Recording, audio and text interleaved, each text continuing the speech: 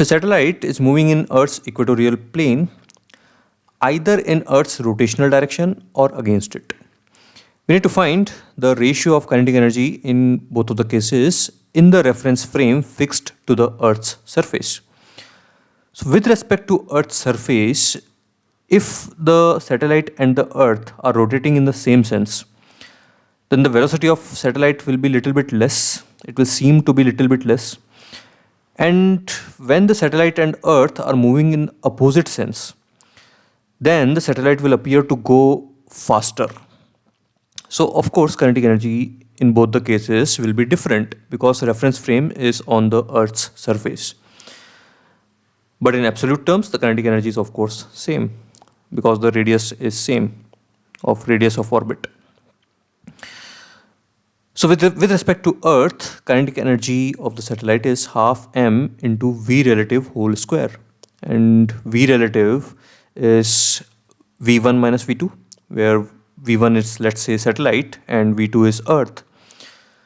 So the reference frame on Earth. So v1 minus v2 whole square.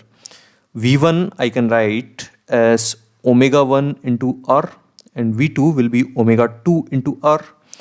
So v1 omega 1 r minus omega 2 r becomes omega 1 minus omega 2 into r, that is omega relative into r.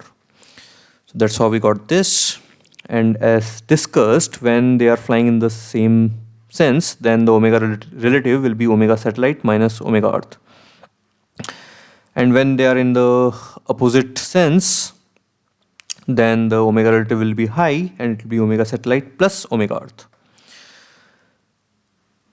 So we needed to find the kinetic energy ratio. So that is proportional to omega relative whole square. So this is the ratio of this. So omega of the satellite will be root gme by re cube. And why re? Because it's orbiting near Earth's surface. And omega of Earth is 2 pi by t is 24 hours. So we just put those values and you will get the ratio as 1.27. Now just a mental exercise. Suppose I ask you when this ratio is going to be maximum. So what will be that point? So think about it and I'll tell you. So I'm going to tell it now. So it's going to be maximum when this becomes minimum, which means when omega of satellite is same as omega of Earth. In other words, when it is geostationary satellite. So in that case, of course, the satellite will appear to be at rest. So its kinetic energy will appear to be 0. So this ratio will be quite high.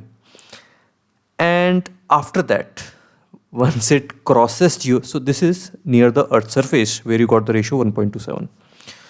So as you go up and once you reach the geostationary orbit, then this ratio will become quite high. And after that, the ratio will again reduce until at infinity it becomes 1. So yeah, good problem.